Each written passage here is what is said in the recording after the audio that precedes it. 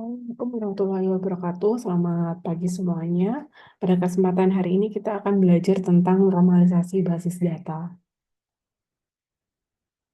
Tujuan perkuliahan di pagi hari ini adalah mahasiswa diharapkan nanti mampu memahami konsep dari normalisasi pada basis data. Yang kedua, setelah itu mahasiswa dapat melakukan normalisasi data terhadap rancangan basis data yang dibuat.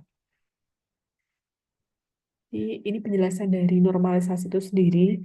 Jadi normalisasi pada basis data adalah proses mengorganisir struktur tabel dalam sebuah database dengan cara meminimalkan redundansi dan mengurangi peluang adanya anomali data.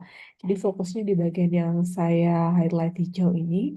Di normalisasi itu untuk mengorganisir struktur tabel dengan cara meminimalkan redundansi dan mengurangi anomali data.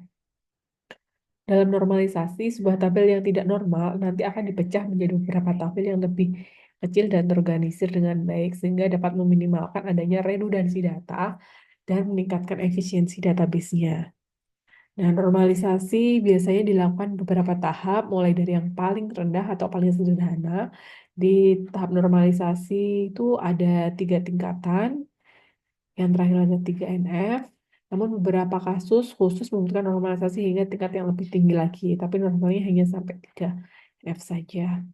Nah, normalisasi merupakan teknik yang sangat penting dalam pengembangan dan perancangan database karena dapat membantu mencegah terjadinya anomali data seperti adanya update anomali, insert, atau delete, anomali pada proses insert, update maupun delete, serta dapat meningkatkan efisiensi dan kehandalan dari database itu sendiri. Itu. Anomali-anomalinya seperti apa?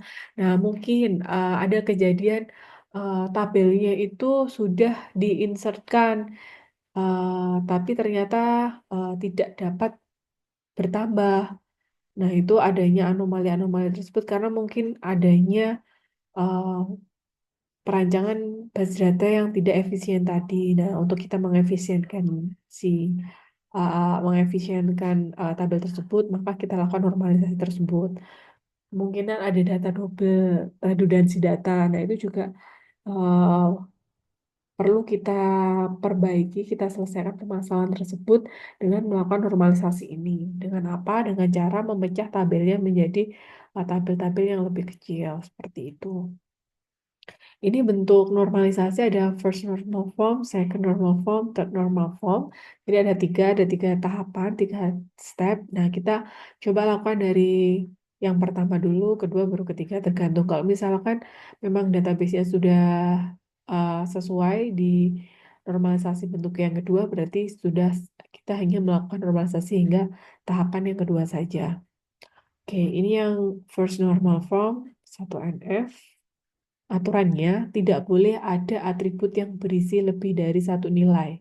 Jadi harus atomicity dan harus ada primary key. Kalau kita lihat di sini, sudah ada primary key ya.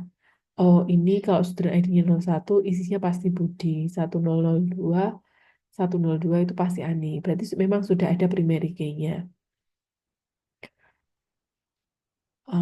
Terus kemudian di sini juga tidak ada data ganda.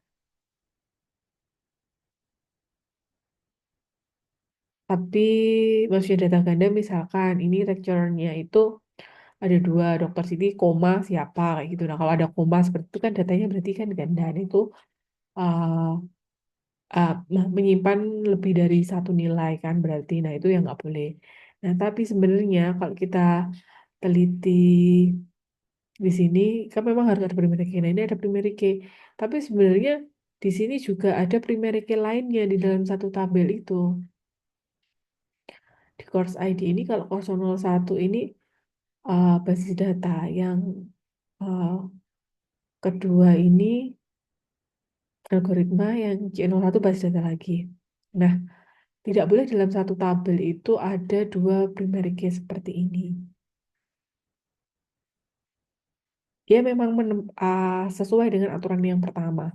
Setiap tabel harus punya primary key dan juga datanya sudah atomik, hanya menyimpan satu nilai. Benar.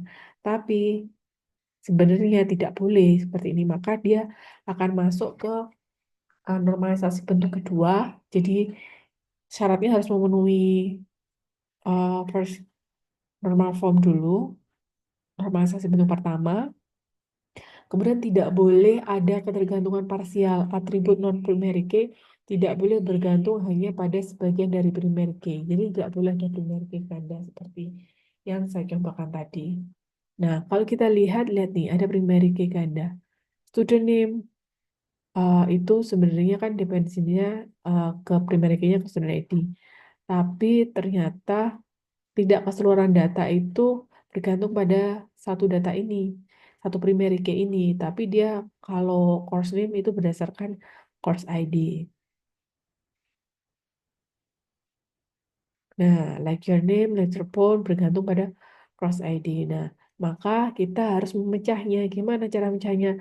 Ternyata di sini nanti akan kita pecah dari tabel ini jadi tabel mahasiswa, kemudian ada tabel matkul sendiri, mata kuliah, disesuaikan sama datanya, ini lecture-nya, ini lecturer phone-nya.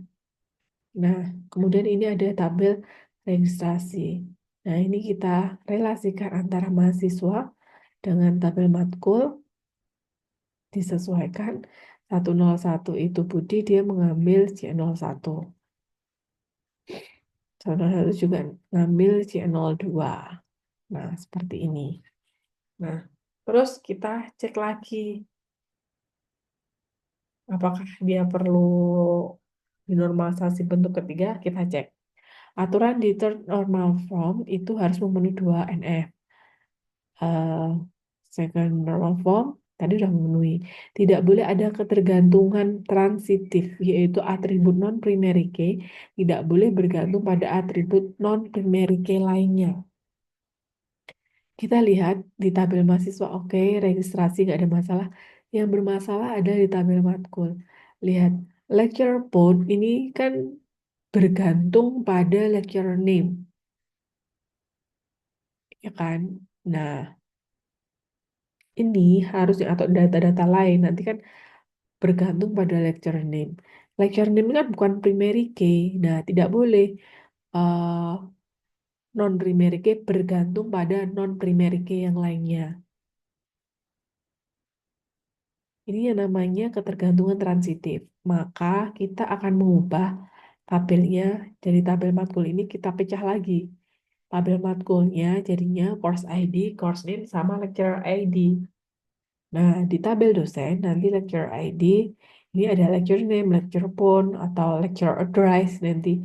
Nah, nanti gini. Jadi datanya itu tidak ada data ganda yang double-double gitu ya.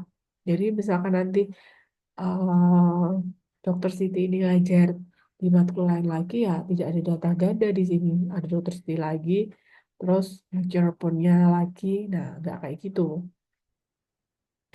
Jadi kita pecah jadi seperti ini.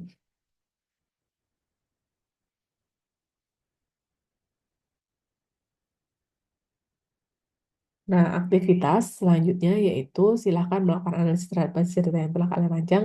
Pastikan tabel yang dirancang sudah efisien. Jika belum efisien, maka lakukan normalisasi sesuai tahapan-tahapan yang dijelaskan tadi ya, mulai dari awal. Oke, baik itu saja aktivitas di perkuliahan kita minggu ini. Silakan dicoba untuk melakukan normalisasi. Jika ada yang kurang jelas, nanti bisa ditanyakan langsung pada saya. Terima kasih atas perhatiannya. Saya akhiri. Wassalamualaikum warahmatullahi wabarakatuh. Selamat pagi.